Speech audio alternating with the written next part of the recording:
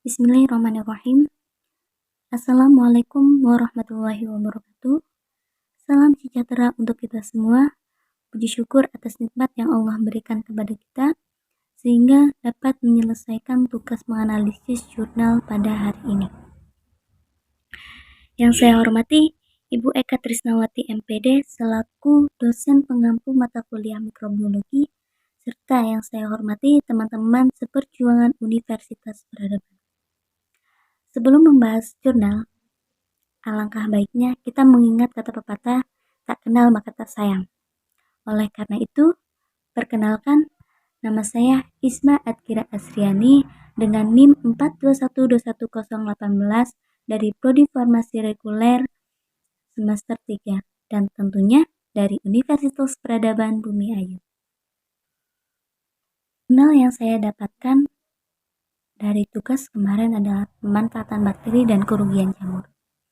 Pada pemanfaatan bakteri, saya mengambil jurnal pemanfaatan bakteri Entomopathogenik Bacillus cereus terhadap hama Spodoptera litura pada tanaman kumis. Dan pada kerugian jamur, saya mengambil jurnal identifikasi jamur penyebab penyakit pasca panen pada beberapa komoditas bahan pangan. Pada kesempatan kali ini, saya akan membahas jurnal pemanfaatan bakteri. Apa sih yang akan kita bahas? Nah, yang akan kita bahas adalah dari tujuan penelitian, pendahuluan, metode penelitian, hasil penelitian, serta kesimpulannya. Yang pertama ada tujuan penelitian. Tujuannya adalah pemanfaatan isolat bakteri Entomopathogenik Bacillus cereus yang berpotensi sebagai pengendali hayati terhadap larva S. litura, serta untuk mengetahui karakteristik morfologi maupun potensi daya bunuh masing-masing isolat. Selanjutnya, pendahuluan. Dalam usaha meningkatkan produksi kupis, bunga, dan brokoli ini, banyak faktor penghambat yang harus dihadapi, antara lain adalah gangguan hama, atau Pleutella, Xylostella, dan Spodoptera sp. Saat ini, pengendalian hama tanaman kupis, bunga, dan brokoli masih mengandalkan pengendalian kimia secara berlebihan dan berpengaruh terhadap lingkungan. Pengaruh samping penggunaan insektisida yang berlebihan adalah 1. Kematian organisme yang bukan sasaran. 2. Terjadinya resistensi dan resurgensi hama sasaran. Dan 3. Residu insektisida pada bahan makanan. Karena adanya pengaruh buruk bagi lingkungan dan fenomena resistensi pada serangga hama akibat penggunaan insektisida, oleh karena itu, pencarian strain-strain baru endogenik perlu dilakukan sebagai upaya peningkatan pengendalian serangga hama secara hayati sebagai alternatif pengganti insektisida kimia. Lalu, ada metode penelitian. Nah, metode penelitian yang dipakai pada jurnal ini ada 7. Pertama, pengendalian contoh tanah. Yang kedua, isolasi bakteri entomopathogenik. Yang ketiga, identifikasi. Yang keempat, uji screening isolat Beccareus. Yang kelima, pembiakan massal serangga. Yang keenam, penyiapan suspensi isolat Beccareus. Dan yang ketujuh, screening bakteri Beccareus. Pada metode penelitian yang pertama yaitu pengambilan contoh tanah. Nah, contoh tanah diambil dari areal pertanian tanah hutan, kebun, rawa, sawah, dan tempat tertentu yang dicurigai mengandung endospora bakteri. Pada penelitian bakteri endogenik dieksplorasi dari GG sampel tanah yang berasal dari Kabupaten Minahasa Selatan, dan Kota Komohon. Metode yang kedua ada isolasi bakteri entomopathogenik, yaitu untuk seleksi awal dipilih karakteristik koloni dengan ciri-ciri morfologi sel berbentuk batang, motil gram positif, kolon sirkuler warna koloni putih dan putih kekuningan. Dan kemudian dibuat preparat untuk diamati koloni bakteri yang menunjukkan ciri-ciri positif bakteri Bacillus, dibuat kultur murni dan dicampur cairan yang mengandung 15% gliserol pada tabung dan disimpan pada lemari es sebagai stok penelitian. Untuk metode yang ketiga ada identifikasi dan dibagi menjadi dua, yaitu morfologi sel dan morfologi koloni bakteri. Morfologi sel itu untuk mengamati bentuk sel dan pertumbuhan spora kristal protein. Sedangkan morfologi koloni bakteri yaitu untuk mengamati bentuk koloni, tepi koloni, permukaan koloni, serta elevasi koloni.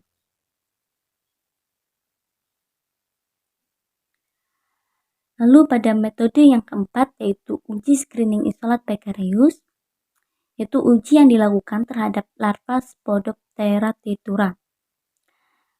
Terus metode yang kelima yaitu pembiakan massal serangga, yaitu larva es dipelihara di laboratorium entomologi dan hama tumbuhan diberi makanan daun kubis segar. Lalu metode yang keenam ada penyiapan suspensi isolat Beccareus, di mana isolat Beccareus akan diuji toksisitasnya dibiarkan dalam media Na untuk perhitungan sporanya.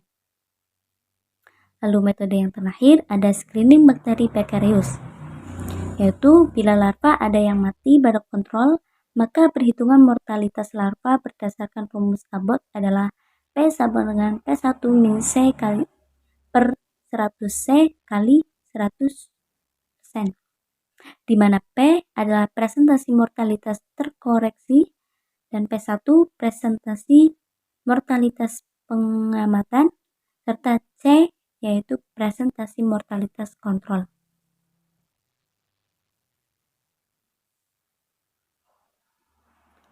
Lalu kemudian ada hasil penelitian. Bisa kita lihat pada hasil penelitian pada tabel. Pada Kabupaten Minahasa, jumlah sampel tanah yang diambil adalah 74 dengan jumlah isolat 84. Lalu pada Kabupaten Minahasa Selatan, jumlah sampel yang diambil ada 13 dengan jumlah isolat 25. Dan pada Kabupaten Tomohon, jumlah sampel 12 dan jumlah isolat 32. Nah, pada tabel tersebut dapat dilihat jumlah isolat B yang diperoleh adalah 141 isolat sebagai bakteri B. Dan terdapat perbedaan jumlah isolat B pada tiap kabupaten atau kota yang disebabkan karena di daerah tertentu pencarian dilakukan lebih intensif dibanding dengan daerah lainnya. Pada pengamatan secara mikroskopis, ternyata Beccareus yang berumur 24 jam setelah inikulasi berbentuk spora dan spora baru terlihat setelah pengamatan 48 jam setelah inikulasi. Menurut Gordon Netala tahun 1973, bahwa spora B mengalami perkembangan nyata pada umur 48 sampai 168 jam. Spora Beccareus terdapat pada bagian sentral, berbentuk elips, dan berwarna putih. Pada proses screening yang dimaksud untuk mengetahui potensi isolat, yang ditemukan isolat dianggap potensial bila menimbulkan mortalitas larva uji 50% atau lebih. Hasil pengujian potensi data bunuh 141 isolat representatif, terdapat 80 isolat yang dapat menimbulkan penyakit dan mematikan larva S. litura kurang dari 50%, yaitu 13,3% sampai 100% setelah 96 jam dengan kontraksi 1,5 kali 10⁻⁷ spora per mili. Dengan melihat mortalitas yang diakibatkan oleh isolat-isolat patogenik, ternyata dengan konsentrasi 1,5 kali 10⁻⁷ spora per mili dapat membunuh sampai 100%. Pada gejala awal, jam ke-24, ulat yang telah memakan pakan yang diberi perlakuan adalah terjadinya perubahan perilaku ulat-ulat yang terinfeksi, bergerak menjauhi pakan atau kehilangan nafsu makan, sedangkan pada kontrol ulat tetap memakan daun kubis. Di antara ulat biji yang tidak mati, ternyata dalam perkembangannya, pada stadium selanjutnya terdapat kepompong yang mati dan ada juga yang berhasil menjadi ngengat, tetapi mengalami cacat. Kepompong yang mati tampak berwarna kehitaman, sedangkan kepompong yang sehat berwarna coklat kemerahan. Kematian kepompong dan ngengat menjadi cacat disebabkan karena spora bakteri yang terus berkembang biak dalam tubuhnya. Baksotoksin yang dihasilkan bakteri dapat mengaruhi stadium kepompong dan serangga dewasa berupa pertumbuhan yang tidak normal. Sehingga dapat kita tarik kesimpulannya, yang pertama yaitu dalam penelitian ini telah ditemukan 141 isolat bakteri Pekareus.